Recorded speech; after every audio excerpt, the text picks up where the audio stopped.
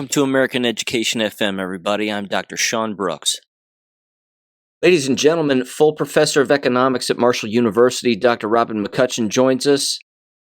We discuss some illness and chemtrails right out of the gate here. We also talk about, of course, tariffs and the world economy as it is playing out, and it is not an accident that it is happening this way, certainly a very good thing. And we also talk about the insurance industry as well, and how things are shaping up with all of that, and it's not shaping up well. As a matter of fact, it's probably on the brink of collapse. So I want to thank her again for being on. Give this a listen, ladies and gentlemen. Have a great weekend, and I'll catch you on Monday. I watched those chemtrails spreading across the sky 2 weeks ago, Friday, and didn't really think very much of it. I mean, the wind was really blowing. It was kicking up 15, 20 miles an hour. And, the trees are starting to bloom a little bit. So maybe there's some pollen in the air. But I've never, and I mean never, have gotten so sick so fast from a scratchy throat, little scratchiness in the back of your throat, Friday evening to full-blown 101 degrees within 7 or 8 hours. No, I don't doubt it's chemtrail related, among other things, I'm sure, but no doubt about it. Mm-hmm. Well, I listened to your podcast from the other day where you talked about the 5G. Yeah. And how people were getting sick, and I was wondering, I wonder if they flipped that on, because there are those 5G looking towers all throughout Huntington, all up and down the main street. And then when I was talking with my students, like a week later, they all said to me that they knew dozens of their friends from across campus that had also gotten sick Friday into Saturday. And we know viruses don't exist, so it's not a virus. That's not what's going on here. And there were professors that I talked with who also live in the local area within a 5-mile radius of school, and they had the same kind of symptoms from Friday night into Saturday. Some of them got real sick, and some of them it was just a upper respiratory sinus thing. But yeah, I all I have is anecdotal evidence, but it was really strange. How'd you get over it? Did you take anything? Oh, lots of chicken soup, rest, orange juice, aspirin for the fever. Just lots of sleep. There you go. I didn't actually grab an over-the-counter thing until about a week afterward when I needed to sleep, and I was getting kind of a racking upper bronchial cough. So I grabbed an over-the-counter for, just to help me sleep at night.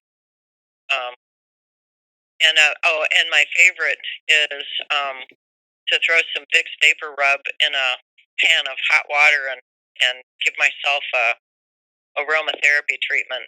That one always does the trick. Nice. That one always brings the crap up. Yeah. So eucalyptus, it's wonderful. Yeah. So I'm getting better. We're both getting better. It's I think that as we get outside and get the lungs really churning, that'll help bring more phlegm up. But I'm sure that other people had a variety of the same kind of sickness. I just thought it was just so strange. And then when I heard the students tell me about lots of their friends having the same kind of thing from Friday night into Saturday 2 weeks ago, I thought this is not natural. Yeah, it's always suspicious when Anthony Fauci takes to the stage and starts talking about illness in some way and says, well, there's going to be an upper respiratory illness in the future and this is going to happen again and everybody needs to watch out. It's like, uh-oh. Right. Yep. And that little pipsqueak did the same thing when Trump started messing with tariffs the last time in 2020. There you go. But at least this time, I think people are a little wiser to the scam. Hopefully. It's not like, no, yeah, well, Yeah. I don't think, not one of my students came running to me saying, oh my God, I got COVID last week. No, it was just a flu or some sinus stuff or an upper respiratory congestion. But none of them came to me saying, I got tested for COVID. So, the students are wise to this kind of shit. Good. That's good. Yeah. The professors, not so much. Well, I'll tell you what. I mean, I love the fact that chemtrails themselves are in the news more so, I think, than ever before. Although I'm not sure Fox News is spending any time on it. Of course, the TV media typically isn't, but everybody else is pretty much discussing it. And again, when you've got people talking about that, once that hits the mainstream, that's when people are going to start to say, "Wait a minute," and then everybody's going to look up in the sky and they're going to start to wonder what the hell's going on. And again, once that gets controlled in a good way, I think, then hopefully people can turn their attention to 5G towers. Yeah. Well, I never used to believe in chemtrails. I thought people who talked about that were just off their rocker, really and truly. I thought, because, I've looked up in the sky and I've seen contrails, the water vapor or the little bit of fog that comes behind a plane when they're far up in the atmosphere and they're churning up the water vapor and it turns to crystallized water. I've seen that. I've seen it my whole life. Never gave it a second thought. And when chemtrails started being talked about in sort of in my circle of hearing people, I think it was Alex Jones first, way back in the mid 2000s. I thought, this guy is crazy. He's off his rocker. There's no such thing. There's just contrails. And then I spent a week in North Carolina in 2021, and my habit was to grab my inner tube, go down to the pool. It's a beautiful blue sky, not a cloud anywhere, and just float around in the pool. And the first day I did that, I noticed planes going across the sky with contrails, what I thought were contrails, but I sat there in the pool looking up, looking at what I thought was a contrail turn into something that looked like lace, very delicately crafted lace like ladies used to make in the past. Yep. And I thought, that's not acting at all like a contrail. And I would see plane after plane, and they'd crisscross the skies, and within 45 minutes, here come the clouds. And within a half an hour after that, pouring down rain. The first time this happened, I just kind of went, that's very odd. Then the next day, bright blue skies, I'm off to the pool with my inner tube. I'm sitting there looking up, and there's more planes with this lacy kind of contrail. And crisscrossing planes, 45 minutes later, here come the clouds. Half an hour after that, the rain is pouring down, and I'm running back to the condo, and I'm like, this is 2 days in a row. And I was like, all right, well, let's see. The next day, bright blue skies, wash, rinse, repeat. Same thing. I was like, that's what they mean by a chemtrail. Oh my God, they exist. Holy shit. I spent the entire week doing that, watching, noting down the times. It was eye-opening. It truly was. It's science, it's the scientific method. You're looking at something and then you start to question it, and then you observe it more, and then you back away, and then you see a particular reaction, and then you say, okay, wait a minute, something else is happening here. And then you go down that rabbit hole and you end up finding copious amounts of literature about it. Endless documentaries. It's amazing. Oh yeah. Yeah. Yeah. And every morning I would check the forecast. Nothing but clear skies in the forecast. I checked out the jet stream winds, just to make sure that nothing was coming at us from out of the southwest. Not a cloud in the sky. Nothing on radar. Nothing on the jet stream.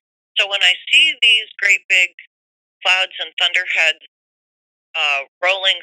developing and rolling through, right where the chemtrails would cross, almost like an X, I was like, this is too coincidental to be impossible. And I would sit there and talk with the other people who were around the pool. I'd point to them. I said, see that? Doesn't that look weird? And they kind of look up and go, oh yeah, it's a contrail. I said, no, watch it for a minute. And after 15 or 20 minutes, when it started to spread out and get that real lacy look, they would go, oh, that's really strange. I've never seen that before. And I'm thinking, no, you've seen it. You just haven't recognized it. And so that would bring up conversations with, the other people around the pool who were now noticing what I had been noticing for a couple of days. And I thought, this is chemtrails. That's exactly what this is. All those people I listened to that I thought were crazy, they're not crazy. I was the one that was nuts because I wasn't listening. We're not hearing. We're not believing. But, when you look at the evidence with your own eyes, it's really tough to sit there and go, no, this isn't real. Especially when I'm trying to run back to the condo to avoid from getting wet from the pouring rain. And it's still, I mean, yeah, the individuals who are waking up to this, I think, are multi-aged too, and that's one of the blessings, of course, of technology here. In fact, a quick little story. I think it was a few months back, at least, probably back in the fall. My mom was visiting my brother and his wife, and they were, I believe, out of town at the time. So my mom was staying with her grandkids and driving them to school and then picking them up and bringing them back. She looked up in the sky, my mom did, and said, oh, look at all the chemtrails. My niece goes, what are those? She says, well, they're airplanes that push out all this gas, and I bet it rains later today and gets real cloudy. And it was a perfect blue sky, just chemtrails littering the sky in the early morning. And then sure enough, by the time she picked her up from school, it was cloudy and then it started raining. She was like, dang, what's going on? I mean, right? That's it. Yeah. Yeah, so the chemtrails that we were watching 2 weeks ago Friday, they were very, very high. I will bet you they're 40,000 feet plus. So to contrast that, the chemtrails that I saw in North Carolina were pretty low. And not that I'm an expert judge at elevation and feet, but when you're around pilots long enough, jet pilots, you get a sense of how far up things are. And these jets that were flying 2 weeks ago Friday, they were really high. And the jet stream winds were really cruising. So these chemtrails were spread out really fast, really thin, and within a couple of hours, the entire upper atmosphere was very, very cloudy, opaque, I would say. Almost like a thin dust was up there. And I looked up at that and I said, this can't be good. Yep. Do you remember the chemtrails from a year ago on Eclipse Day? Yes. See, that was the worst I've ever seen it. And I was driving around earlier that morning, running some errands, and I thought, this is the worst chemtrail day I've ever seen. And these planes were low. You guys must have got slammed with it because we didn't have that many. In other words, there wasn't that much that it turned the sky opaque. Not like 2 weeks ago Friday. No, there were a few, and I knew that we were going to get clouds, and it was going to be iffy if we'd be able to see the eclipse or not. Fortunately, we saw some of it, but yeah, I don't know. Dane Wigington talks a lot about this, doesn't stop talking about it, and some other people are beginning to pick up the chorus line, and they're starting to really get it out there into the digital airspace about what these chemtrails are, what they contain. Mike Adams, the health ranger, with his Brighteon Social, he was actually running experiments on all of the fog, what would you call it, the fog particles over Florida. And he came up with some really scary shit. Yeah, I remember that. So, yeah.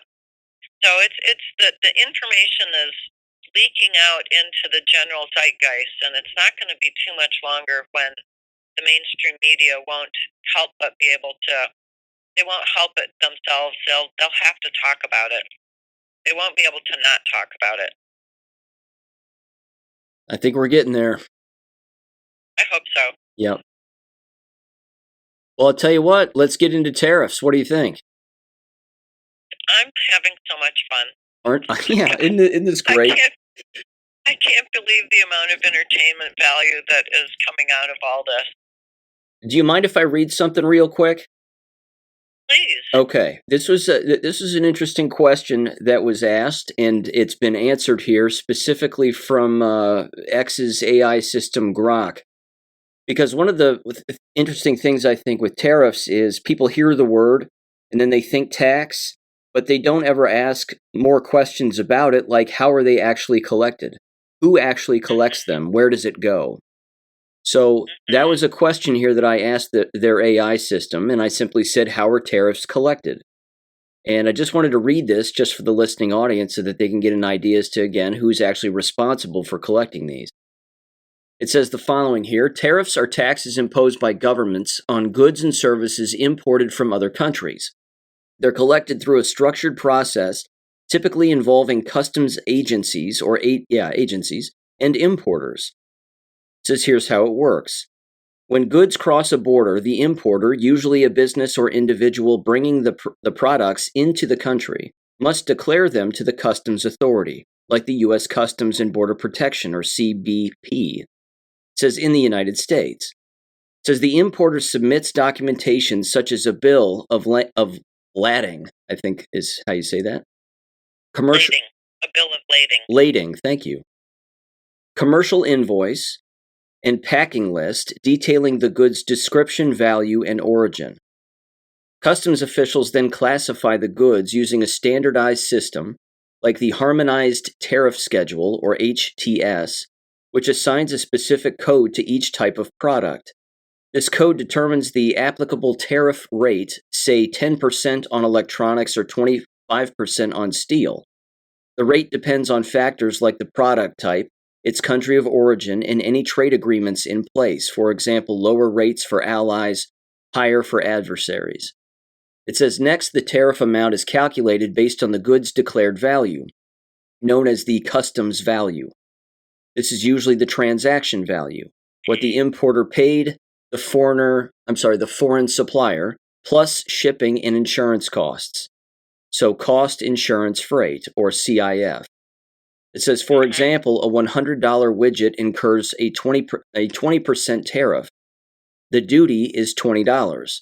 Some tariffs are specific, a fixed amount per unit, like $2 per kilogram, but most are ad valorem, a percentage of value. It says the importer pays the tariff to the customs authority, often through an electronic system or a customs broker acting as an intermediary. In the United States, for instance, payment is typically due within 10 days of customs clearance, though immediate payment might be required for certain goods. The collected funds go to the government's treasury, where they're used to fund public spending or offset trade imbalances. And it wraps up and it says non-payment or misdeclaration, for example, undervaluing goods to dodge tariffs, can lead to penalties, seizures, or legal action.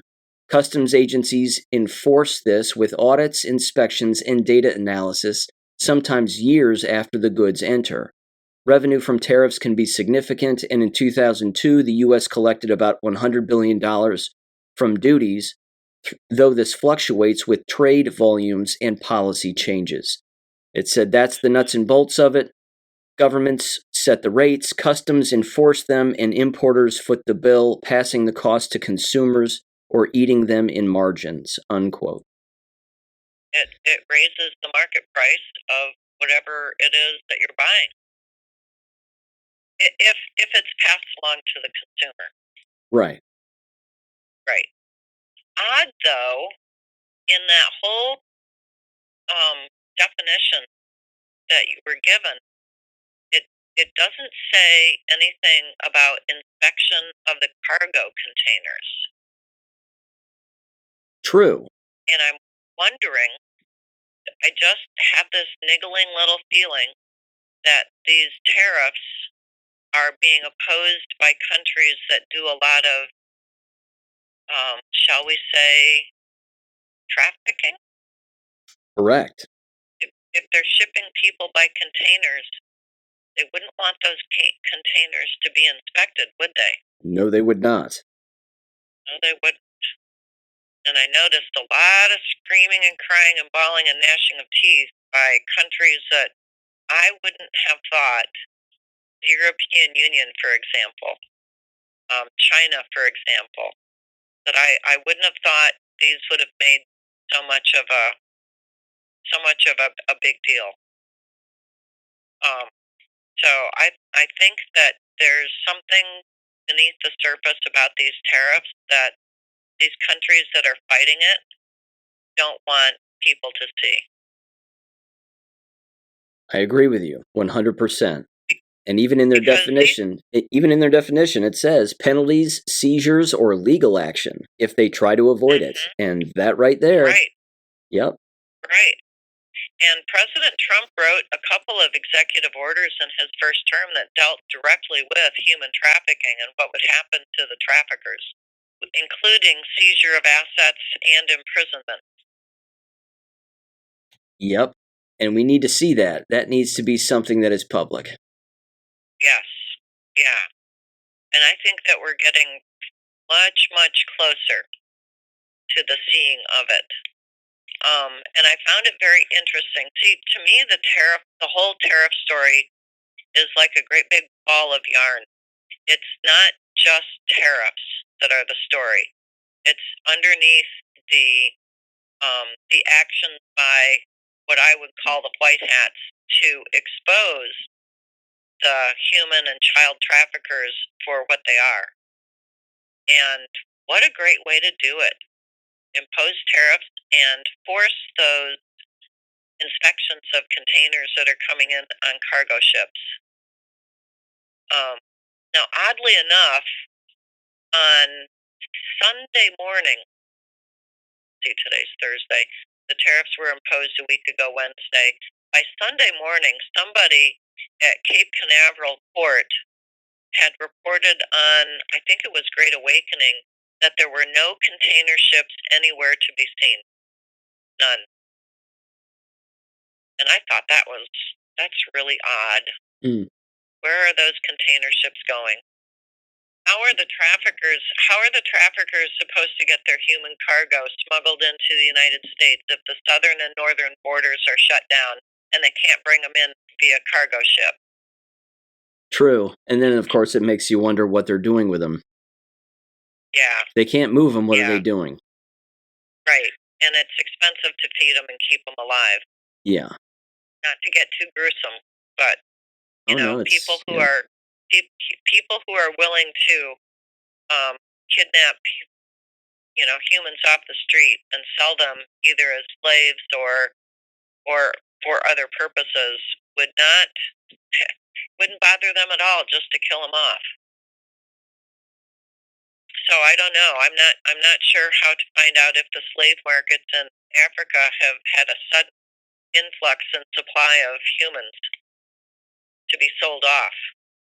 You can't move this amount of money around, and you can't move this amount of product around, and like you said, shipping containers around without very nefarious people getting caught, either moving or not moving particular people or products or money or whatever. I mean, the banking system and money laundering catches this kind of stuff all of the time, but anytime there's political movement on a grand scale like this, the amount of product and the amount of money that's changing hands right now, somebody has to be catching these people.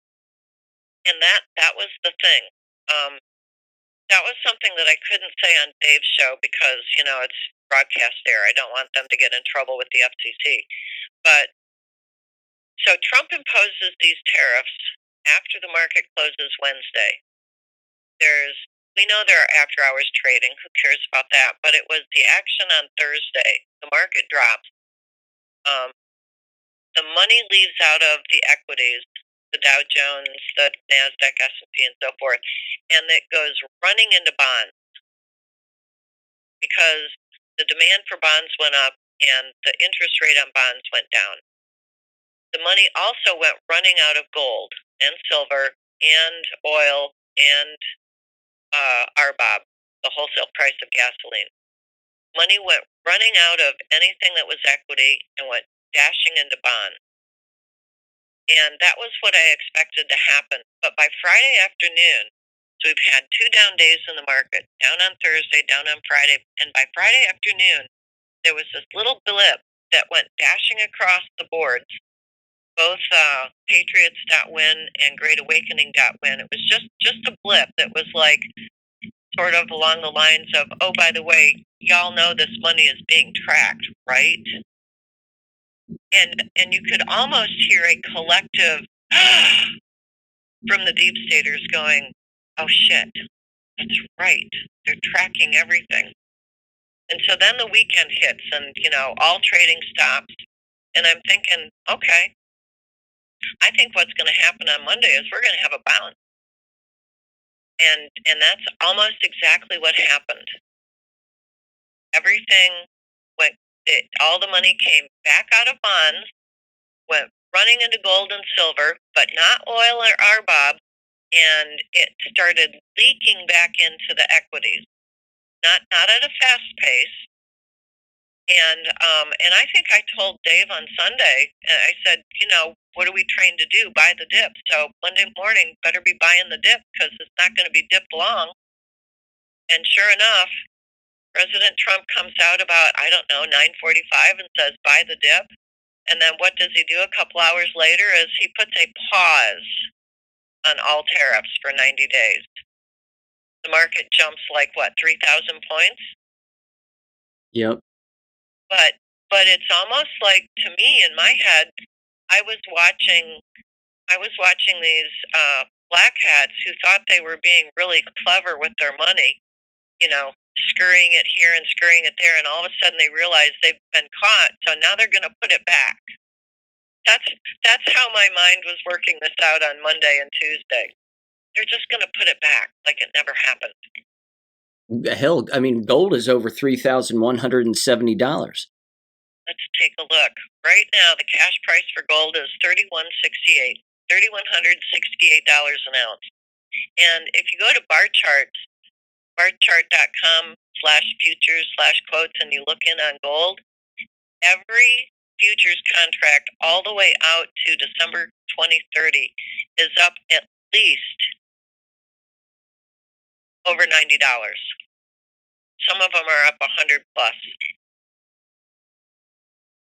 Now, Bill Holter and Andy Schenkman and even Jim Willey and other people who are experts in gold futures trading or silver futures trading, the contract trading, they've been telling us for months that when this whole dam breaks, that these precious metals are going to go up not by $10 and $20, but by hundreds of dollars an ounce every day. I think we've hit that starting yesterday. Because this is what we need to help rebalance the world's financial situation. And I think that I also said on Dave's show on Sunday that from my perspective, the one aspect of the imposition of tariffs on all the rest of the world was Donald Trump ripping the reins of control away from the deep state. I said something along those lines. And I don't think that Dave actually believed me, but I think that's exactly what happened. I think that President Trump ripped the reins of control of the financial world control, financial trade, away from the deep state hands, and you saw all the belly aching going on Thursday and Friday last week. And where did it come from? It came from mostly the European Union. The European Union was formed by the deep state in order to take over the world. I've never seen the European Union, Ursula von der Leyen, out there crying and moaning and groaning about how the New World Order has completely been had to bend the knee to Donald Trump, so to speak. Yeah, once you start speaking exactly, once you start speaking their language of money, then you really figure out which country is really in control. And the fact is it's always been us. It just depends on who's at the helm. Yeah, and like I told Dave on his show, the theory of tariffs, which is interesting, and I had to go back and remind myself the fundamental part of the theory of tariffs. The reason that economists have decided that a tariff war doesn't work is because underneath all of the theories of tariffs is the idea that every economy is the same size. That's not true. And the only country that could have pulled this off would have been the United States, because we are the widest, deepest economy in the entire world. Every country wants to sell us their stuff, because we Americans buy something in the nature of 20 trillion plus in goods from other countries every single year. My standard example is Nicaraguan sugar. Nicaragua sells the United States 95% of its sugar crop. It only keeps 5%. Well, that 95% of their sugar crop hits the border of the United States, and it's a drop in the bucket compared to what we produce domestically. So they can sell us their sugar for $10 a pound, and people who want Nicaraguan sugar can go buy it for $10 a pound, or they can buy Michigan sugar or Ohio sugar or sugar from anywhere for like $1 a pound. They don't have to buy foreign sugar, imported sugar. And so every country is selling us the majority of what they count as their GDP, keeping only, a little bit for themselves, whereas once it hits our borders, it sort of disappears in the vast wasteland of all the other stuff that gets produced domestically. So the only country that could have pulled this off was the United States. And it showed the rest of the world who really runs things. Everybody knows, certainly the good people, and I think Donald Trump is certainly one of them, that he openly knows full well that again, Rothschild central bank system is and has always been the enemy. And that when you demolish them and you take over instead, by again basically using their own game against themselves and pushing them around the same way that other people have been pushed around, tariffs, of course, being one of the many methods that you can use. But that when you do that you are in control. If you control the flow of money to and from any country, then you own everything. You've got everybody by the short hairs. Yep. So all this stuff about, well, Donald Trump's owned by this person or he's owned by that person, I'm sorry. The evidence just doesn't feed into that at all. Well, and even if, and I know that Dave was really getting down on Howard Lutnick, but we know how Trump does things. Let's say Howard Lutnick really is a dweeb, a rat. I'd want him as close to me as possible just so I could keep an eye on him. And I'd shove him out in front every chance I could get, just like Trump did Fauci. Exactly. Yeah. So, okay, yeah, fine. Maybe Lutnick is a rat and a dweeb, whatever. I'd want him right out front where people can see it. And the flip side, so that when retribution, yeah. I was just going to say the flip side of that coin too, and it's basically the same wavelength. Is what if they got to him based on something that he had done in the past that they didn't like? They brought him in and they simply said, "We know what you've done. We want you to work with us. We want you to, run point on this because we have an operation that we want to run. And if you do if you do exactly as we tell you, well, then, all is forgiven and you're not going to go back to what you were previously doing. You're just going to do what we want you to do." Hmm. I mean, Yeah, I have I no think doubt that that's that's an ang- entirely. yeah, yeah, Yeah, I have no doubt that that is one credible possibility. But we have to also remember Howard Lutnick, his entire organization was bombed to hell on 9/11. He was the head of Cantor Fitzgerald, which was on the 99th through the 104th floor of Tower 1. He went to 628 funerals after 9/11. You who, can't go to that many funerals and not be moved, yeah, right? yeah, So he might have had his own come to Jesus moment. So I'm not saying Howard's a good guy. I'm not saying he's a bad guy.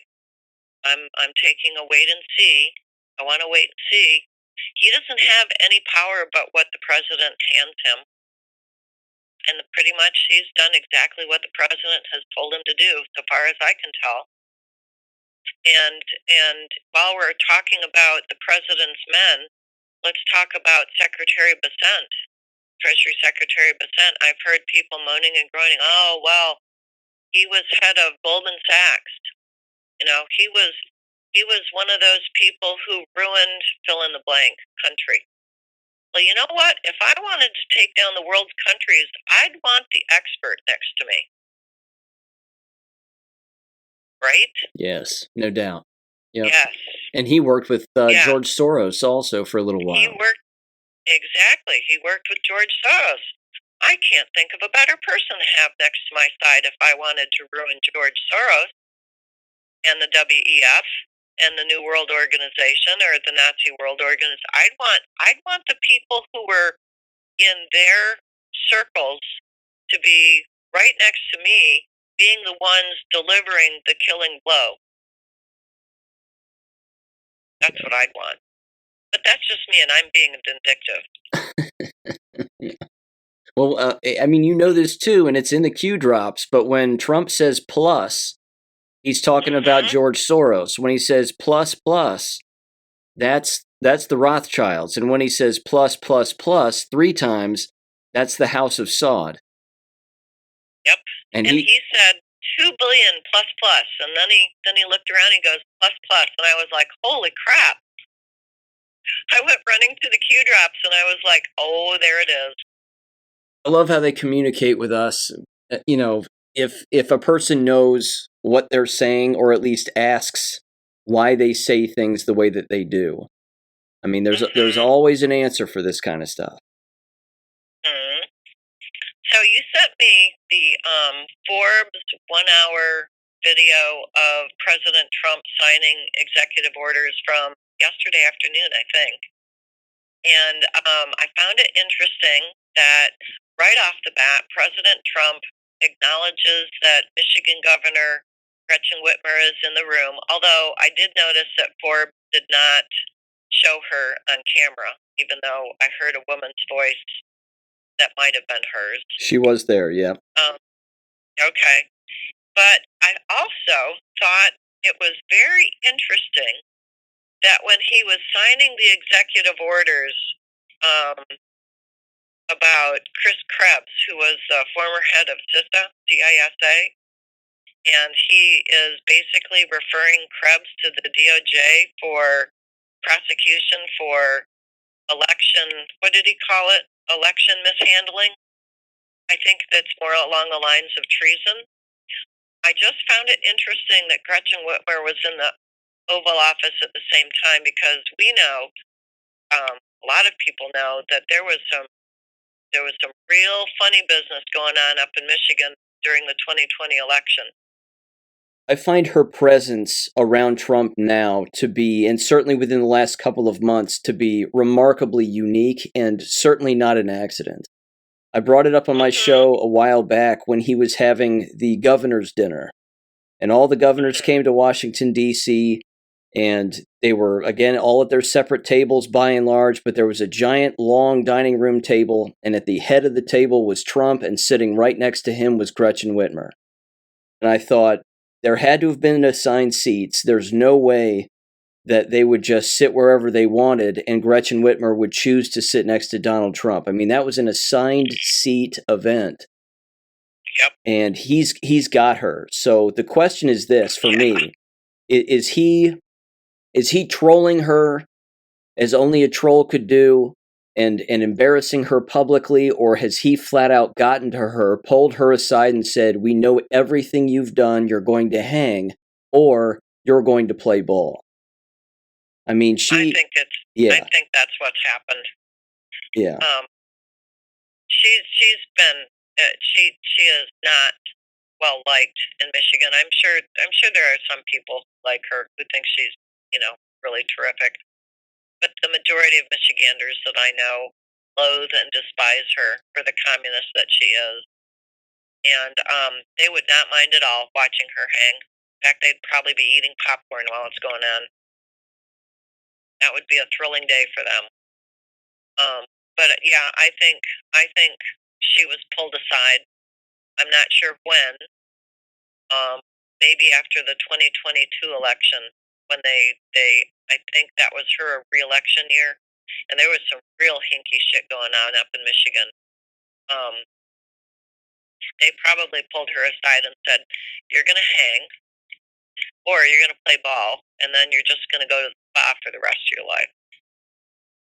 The three witches of Michigan. So it's Gretchen Whitmer, Dana Nessel, and what is that other lady's name? Benson, I think.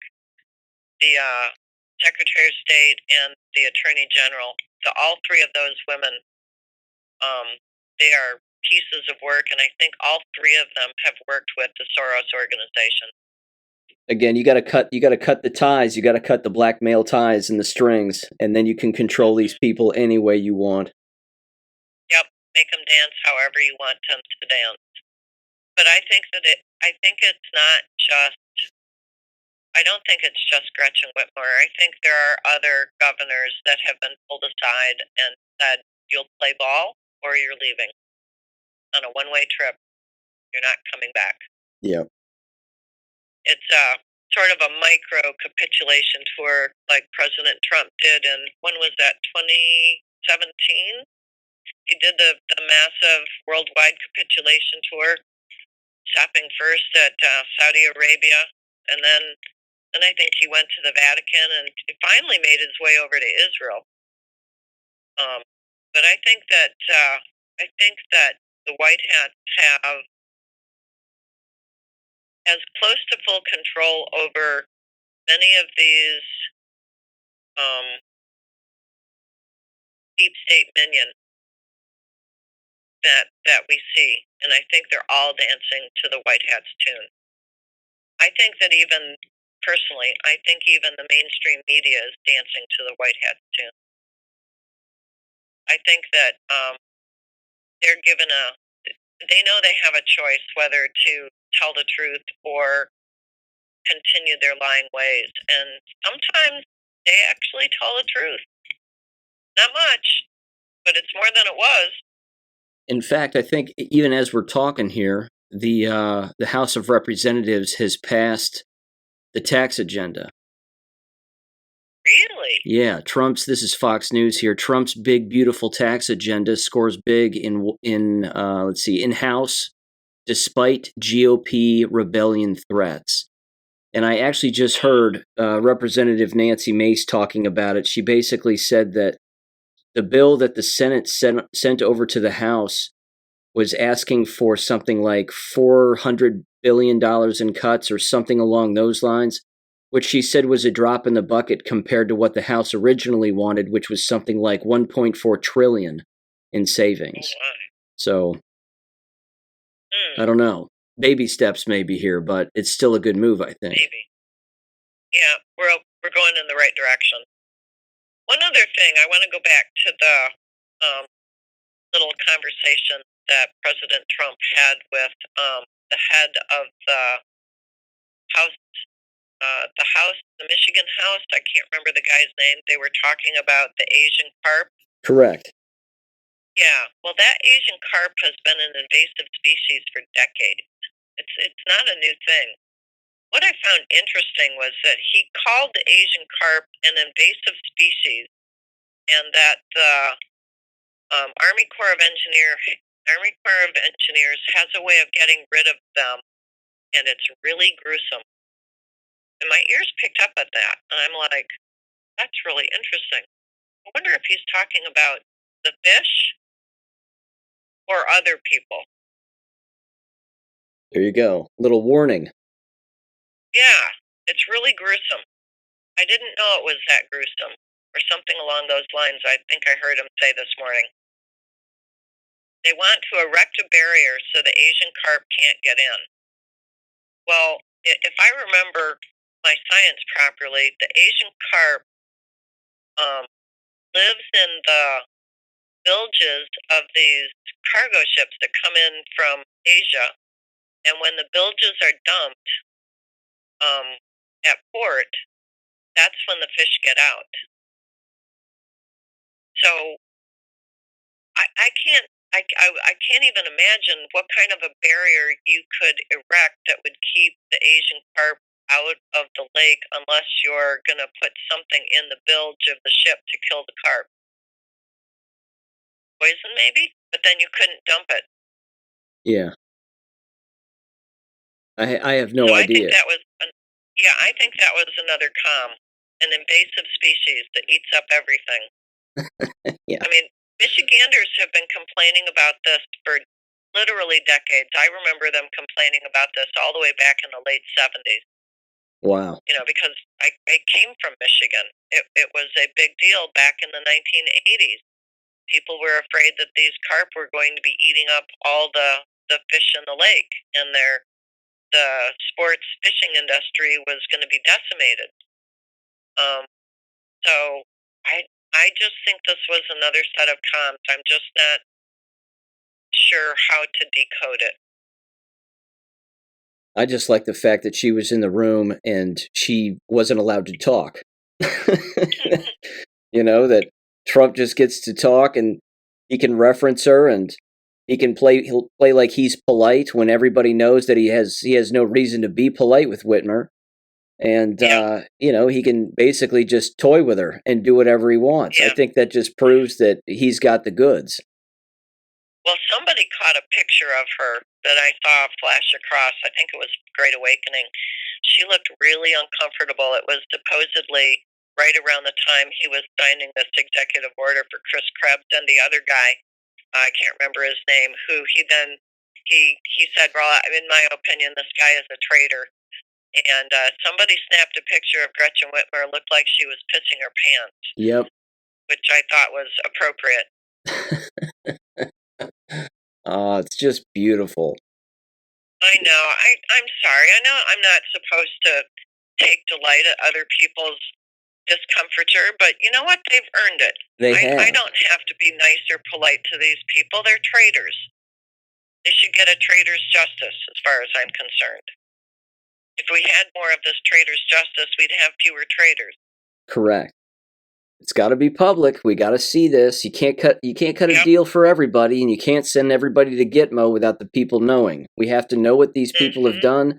And honestly, I think that's part of what Doge consistently and continues to threaten people with. I mean, these little hints that Doge keeps mentioning are scaring the shit out of people, and that's a beautiful thing. Oh, I know. You almost can't enjoy it enough. President Trump mentioned in that video he was looking at Besant and Ludnick, and I think Duffy, talking about the now $7 trillion in investments that are coming into the United States. And then he mentioned NAFTA, and he called it a disastrous curse. And I thought, that's very interesting wording. It's a disastrous curse. And then he says, but we reversed it. And I thought, again, interesting wording. And your observation about Doge, I love the Doge reveals. And I found it very interesting that when they first started revealing all of the money laundering through USAID, that many of the Democrats looked like they'd gotten stung by hornets. They were howling so loud. And I thought, you guys have had your pocketbooks open, haven't you? And you've been caught. And have you noticed that howling has decreased significantly? The more that Doge comes out with these, like most recently, it was the unemployment insurance claims since 2020, and all of the shenanigans that are going on. Like somebody posted, it was Doge posted on X, 24,500 people over 115 years old claimed $59 million in benefits. 28,000 people between the ages of 1 and 5 claimed $254 million in benefits. 9,700 people with birth dates over 15 years in the future have claimed $69 million in benefits. And in one case, someone with a birthday in 2154 claimed $41,000. Well, now, cannot we find where this money went? Of course we can. Yeah. We know Doge knows exactly where all this money went. They know the exact account number it went scuttling off to. See, this is the game of leverage, too, which I've brought up on the show before, is that once you have leverage over these people and you gain that leverage by, of course, finding that leverage, you don't just release it to the public because then you have no leverage anymore. Yes, Right. you have an accusation against an individual, maybe a criminal complaint, a prosecution, and then a conviction. But if you have leverage, you hold on to that. And you can just move people around wherever you want, and you can make them expose even more by just, again, squeezing and just letting them know with little hints and little reminders that you have them right where you want them. That's right. And so is it any surprise that the House of Representatives passed that big, beautiful bill of President Trump? There you with go. only a few little squawks from a couple of rhinos who probably voted yes on it anyway, reluctantly, because someone's got them by the short hairs. All of this information about who got how much money is going to come out after those people are no longer useful to the president's game. You know, he'll throw those people to the wolves, even the extinct wolves that are now not extinct. Even if it's just a resignation. I'm not going to run for office anymore. Something like that. Yep. That's maybe all it takes. Yeah, could be. It could be. But President Trump is playing a very crafty game of 5D chess. But notice that the Congress critters have ceased their howling about Doge going into all of these agencies. They're not howling anymore. They're barely giving out a peep. Let me mention this very quickly. This again back on the tariff talk real quick. This is from Echo X. This is an interesting little post, specifically, of course, having to do with the U.S. debt clock website. They said this the other day. They said they didn't just cross out the income tax and corporate tax on the U.S. debt clock by mistake. Apparently, the other day, all three of them were crossed out. It says they're signaling something deeper. While the markets are taking a hit, and it says, and most people are distracted by short-term noise, the real game is being played out behind the curtain. It says income tax crossed out, corporate tax crossed out, the Fed's own remittances, 0. It says, why? Because we're not just facing a crisis, we're starting down a monetary reset. The spending is unsustainable, and it says the interest is crushing, and the system they built is eating itself alive. But what if that's the plan? What if they're phasing out income tax, switching to tariffs, and preparing to back the next system with real-world assets like gold, silver, or even tokenized infrastructure on the blockchain? It says, well, while everyone else panics, the insiders are accumulating hard assets, and they're building the rails for a new financial system, and they don't want you on the train when it takes off. It says, so stay awake, stay sovereign, and know what you hold. And then they showed a picture of the U.S. debt clock the other day, and income tax revenue was crossed out. Per taxpayer was crossed out, corporate tax was crossed out, and Federal Reserve remission, or remittance rather, was crossed out also. Yeah, and that's what you would expect if the Federal Reserve is not its own entity anymore. And I think that we know, at least I do, that President Trump put the Federal Reserve up under the U.S. Treasury at the end of March 2020, and he revoked their charter. So, as an entity that has any kind of power, the Federal Reserve is powerless now. And in order to get us onto a gold-backed or asset-backed U.S. note and get rid of the Federal Reserve note, you've got to have a couple of things in place. You've got to have what he calls the External Revenue Service, where tariffs are now paying for the government, not our tax money. Not that our tax money ever paid for the government anyway. But you also have to have the gold. You got to have the assets, right? Whatever happened to that audit of Fort Knox? Yep, no one's talking about that anymore.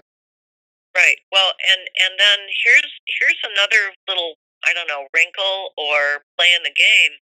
If I was President Trump, I would drive that debt level right to the rafters. I would make the Federal Reserve note so worthless nobody wants to use it.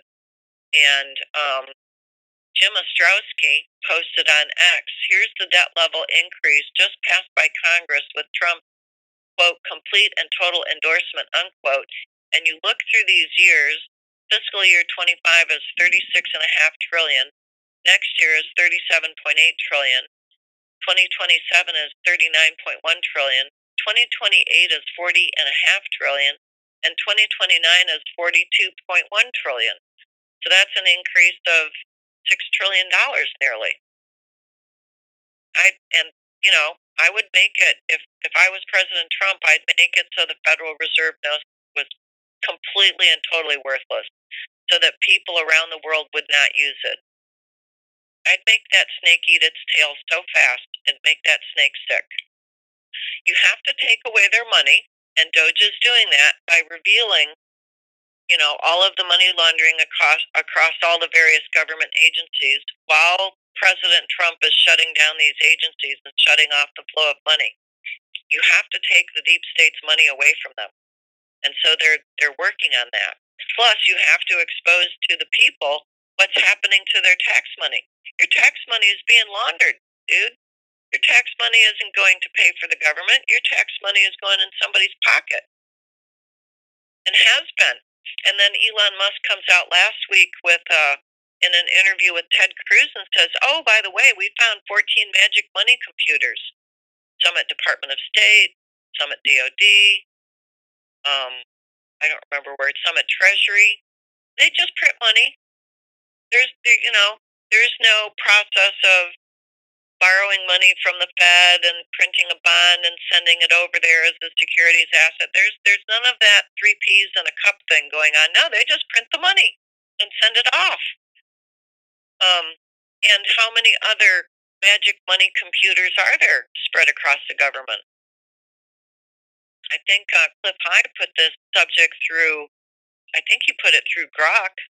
And Grok estimated that these 14 magic money computers had been working for the last 12 years. 12 years of money printing. That means that the supply of Federal Reserve notes out there in the economy could be anywhere from 100 to 1,000 times higher than what we really know. And so given that, who cares if the federal debt is $42 trillion? That's probably a drop in the bucket to how much money these 14 magic money computers have been printing for the last 12 years, and however many other magic money computers there are spread across the government or at the state level. All this is just overwhelming.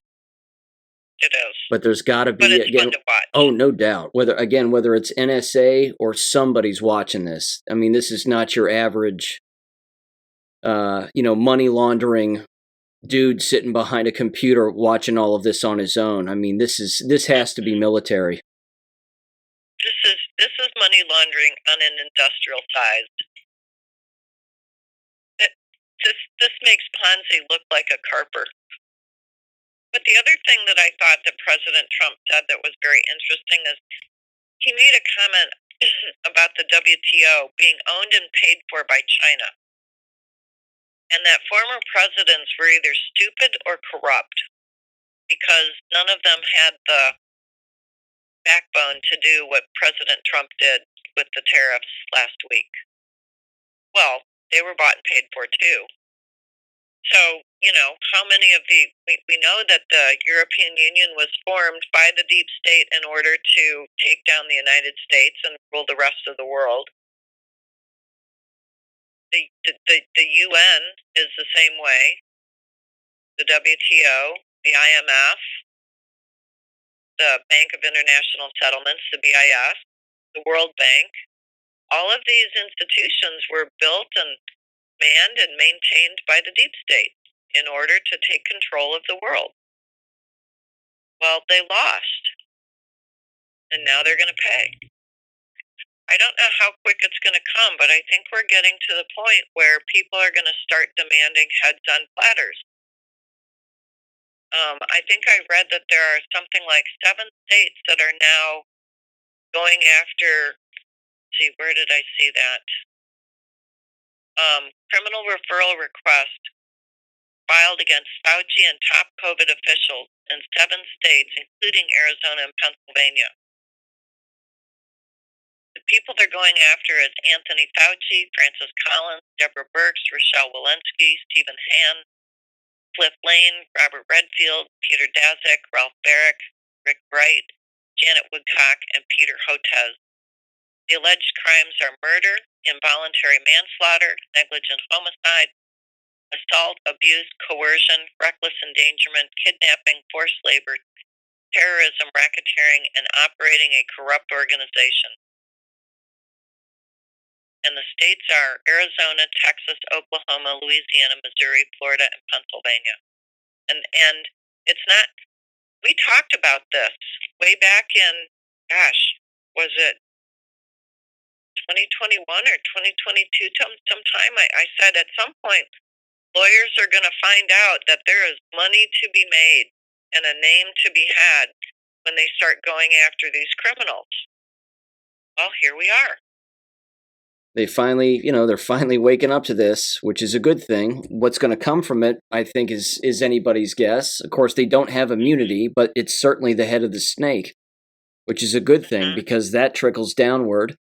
And then you're into, of course, hospital conglomerates at the state level, and then, of course, state health departments, insurance companies, you name it.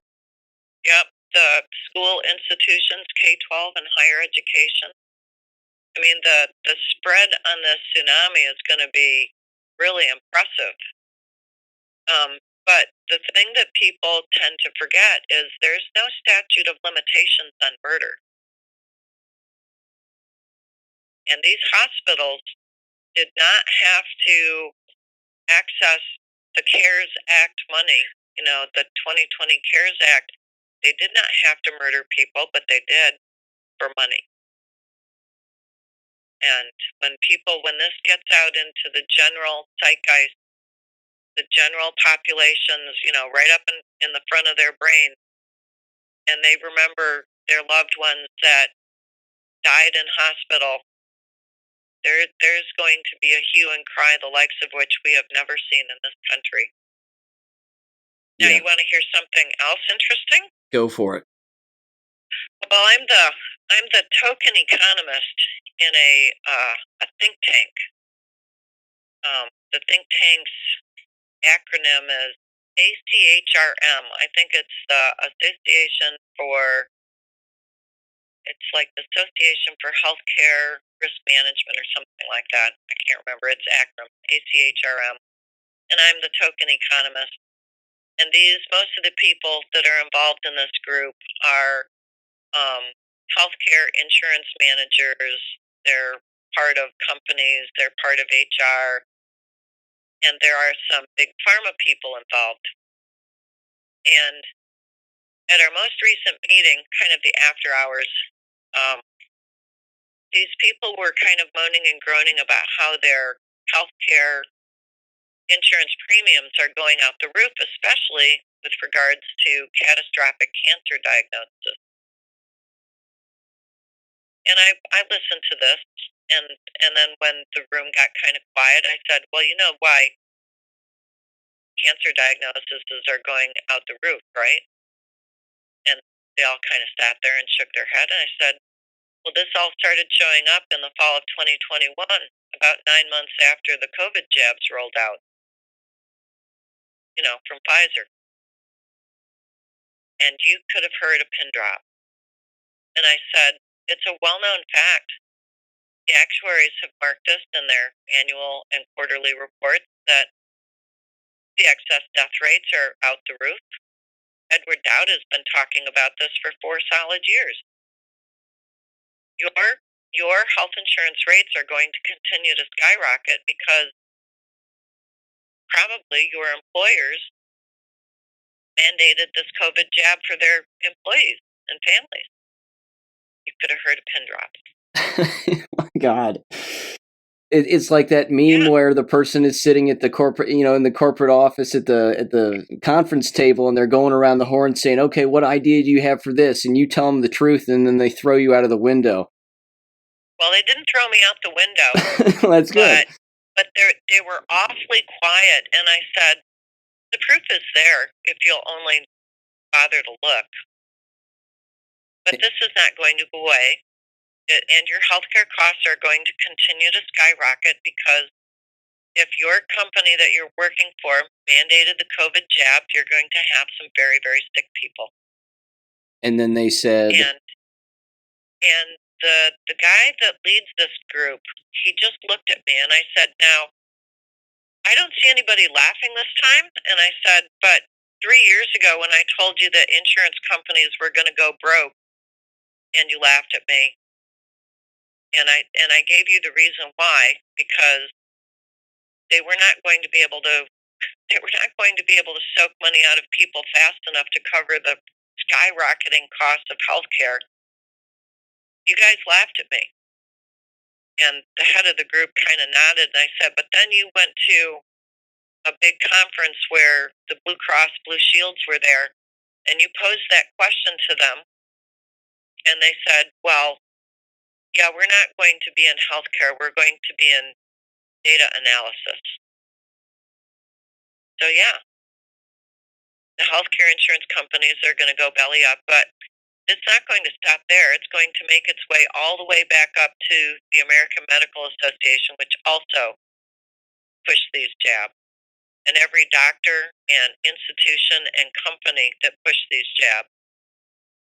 So, just a heads up, this is what's coming. Nobody was laughing this time. But no follow-up questions. They couldn't get out of that Zoom meeting fast enough after that. I bet all not. Of a sudden, I have something to do. Oh my gosh, look at the time. It was asses and elbows to click on the leave meeting. Yep. The mirror is the hardest thing to look in for Mm-hmm. these individuals. They just don't want to do it. Right. That's fascinating. Yeah. And, I waited until the aftermarket meeting, when everybody was sort of popping a beer and, kicking back, and there was no recording going on. I didn't feel like during a recording was the right time, but I wanted these people to know what's coming because I've been hinting around for 1.5 years at this. And finally, I just thought, oh my God, just take the bull by the horns and just tell them what's going on. Tell them why their costs are going up because they're totally ignoring this. We don't understand, they said, why our costs have been going up since 2022. Well, dumbass, what happened in 2021? Go back and look. And someone tried to say, well, this was COVID. I said, no. No, COVID happened during 2020. We didn't have a massive increase in cancer diagnosis in 2020. No, the massive increases in cancer diagnosis started Q3 of 2021, which was 9 months after the COVID jab. especially when Pfizer rolled out. And if you need to have any more proof, you can go look at the summary that Pfizer produced and was finally forced to publish March of 2022. It was about 41 pages long, and the last 8 pages were all the after effects of their vaccine. 1,291 side effects up to and including death. Did none of you read this? Silence. Oh, well, I read it. That's why your costs are going up. Yeah. A company has to raise its costs if it has less customers. That's wild. It's just the amount of, I don't know, what is that situation where you refuse to see what's right in front of your face? Delusion? Denial? Cognitive dissonance, yeah. That one too? Yeah. So, I don't know. My husband looked at me after the meeting was over and he said, "You're really trying to get yourself thrown off that group, aren't you?" I said, "I'm doing everything I can, but they just keep me around. I don't understand it." Yeah. I saw today someone said, everybody thinks of the definition of insanity and they think of this Einstein definition of repeating the same thing and expecting a different result. And they said, no, that's not really the definition of insanity. It's telling somebody the truth right to their face and showing it and proving it, and they just keep ignoring you. Yes, I would agree with that. Amazing. That's amazing. Well, I need more updates from that group. That sounds like a boatload of fun. Oh, it's been a fabulously entertaining time, and I keep trying to tell this group, look, healthcare is changing. We're gonna go back to a time when the only people in the room are the doctor and the patient. And there isn't going to be any insurance because all those companies are going to be bankrupt.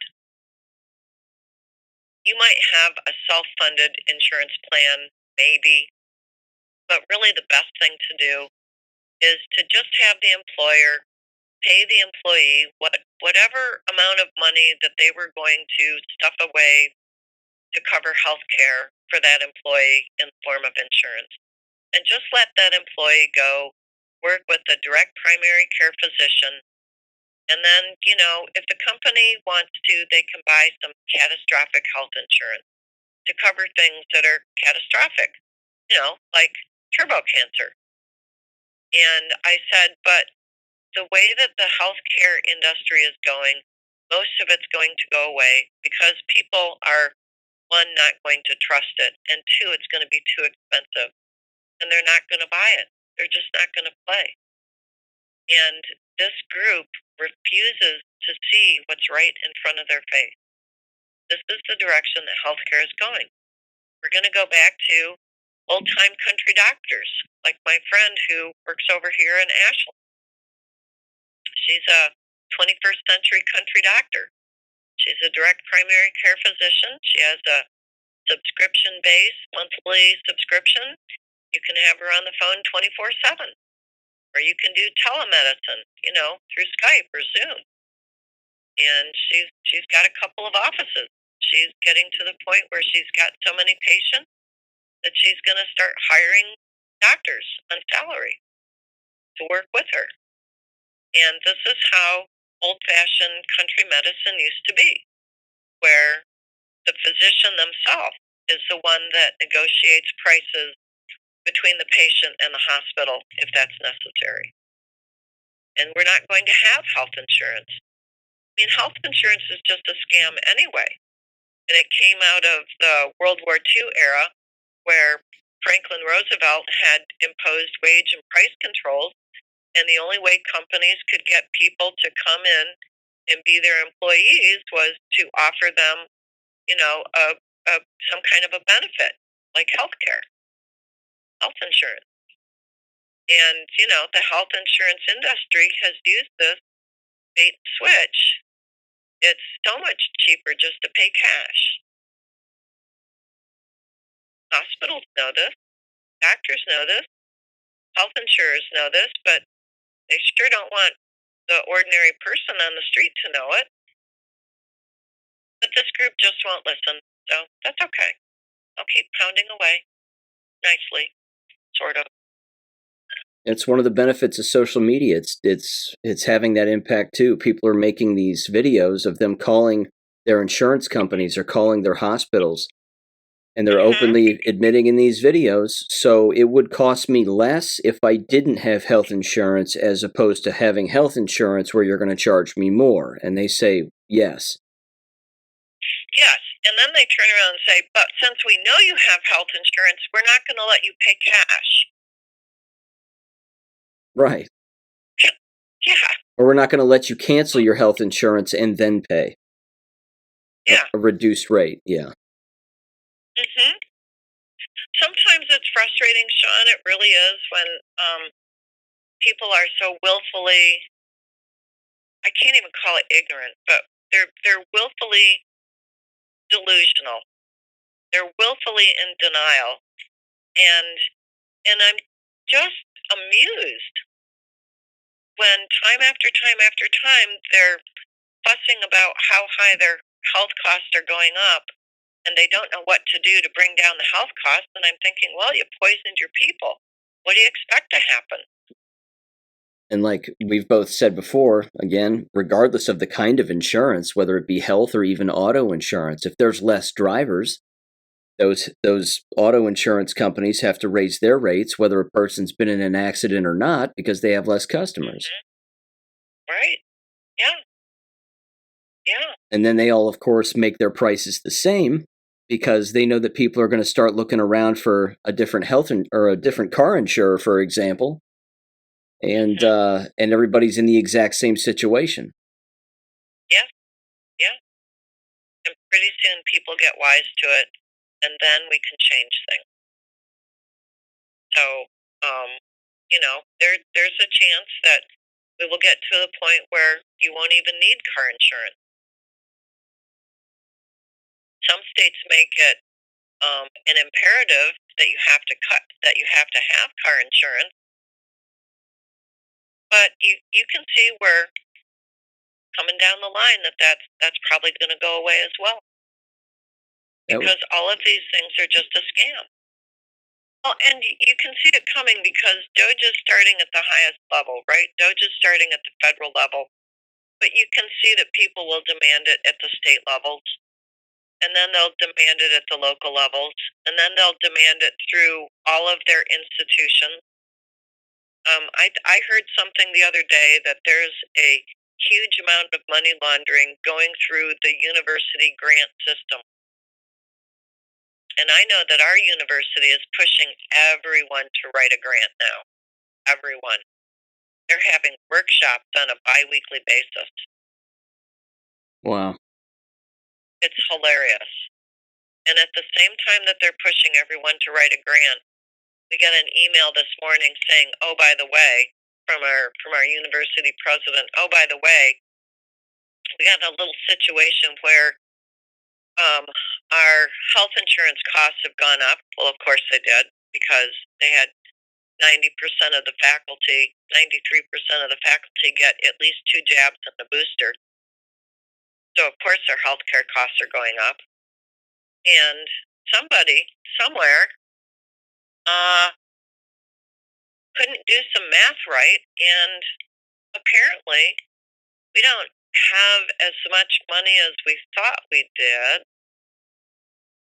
and we're not getting as much money as we thought we would from the state and federal government.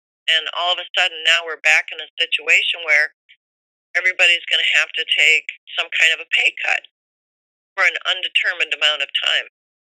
And so if this is going on at our university, I'm sure it's going on at other universities. Yeah, it has to. And that's not just administration. I mean, that's teaching faculty. Yeah, yeah.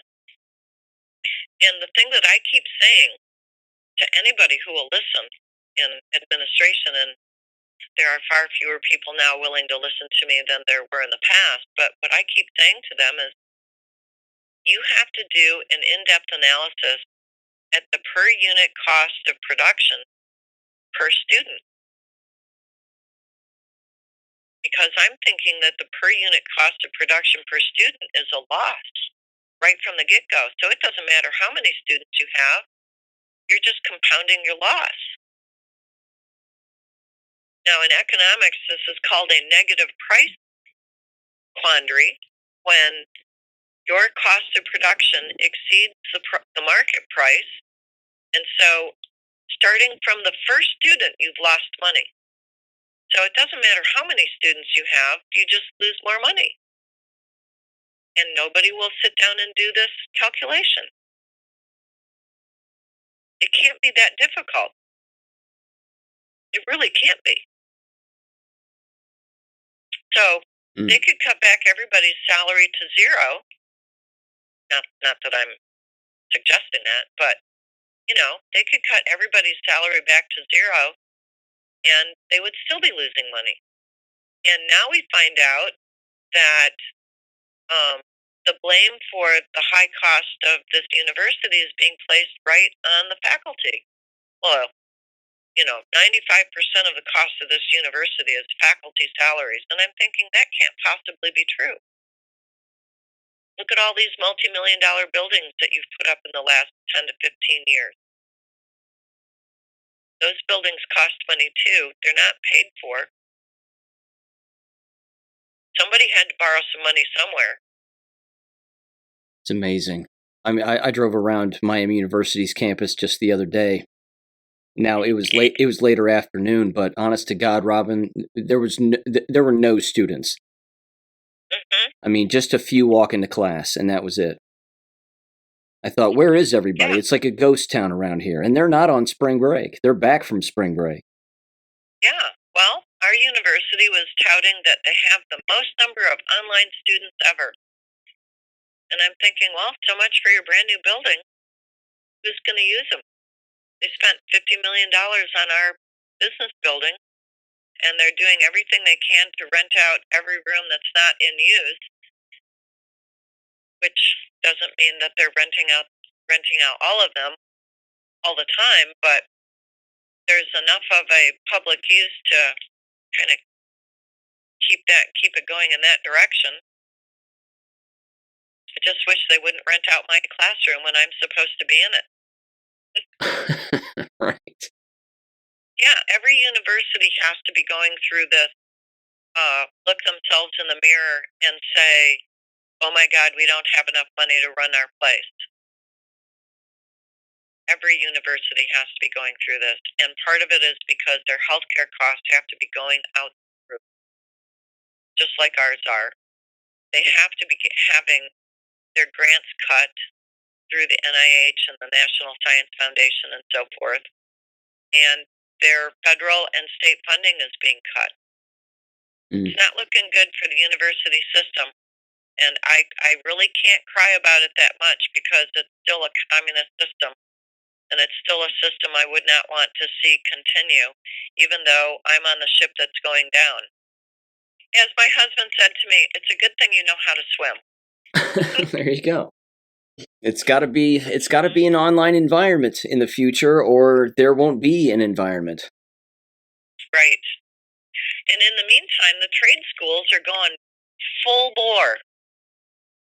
Because as it turns out, it's better to have a trade than it is an undergraduate degree in sociology. Or what was the one that I heard the other day that made me laugh? Social work.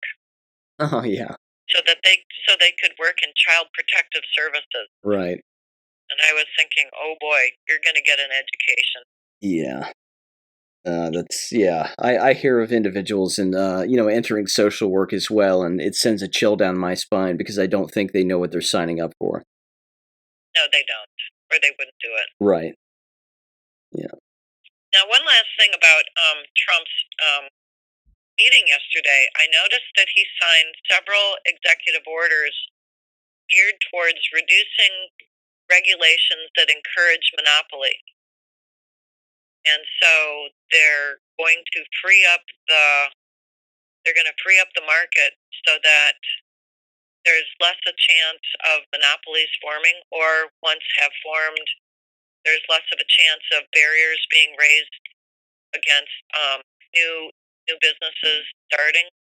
And so the ripple effects of this will be good, because it'll mean that there are more companies that will be in business, and the more companies that are in business, the lower prices will go. There will be more opportunities for consumers to find whatever object, good, or service it is that they want at a lower market price. So Trump is doing what he said he was going to do. I don't know how anybody can sit around and say that good things aren't happening. I mean, they just have to be stuck in a particular black pill mode that is just hard to fathom. Oh, it's easy to get black-pilled. I mean, come on. All you have to do is shut your eyes and not look around at what's happening. Right. Lots of people do that. Yeah. We got some good stuff coming. Really do. I can see the yoke of tax debt slavery being raised from off of our shoulders. It's coming. It might not be next week, but it certainly is on the way to us. We're going to be relieved of our slavery, the yoke of slavery, very quickly. And when we get 3 or 4 years down the road, we're going to look back and go, wow, that was really fast. And it's not just going to be us, it's going to be the rest of the world. And when Trump said plus, plus, plus, plus, he was talking about the rest of the world. The deep state's chains on all of us are broken. It's just a matter of removing the shackles now. And yeah, maybe there are still a lot of low-level deep state minions hiding about. Those people will be flushed out into the open eventually. So it's good. We're going in a good direction. Thank you for listening to American Education FM. Make sure and check out AmericanEducationFM.com for more information. Take care and God bless.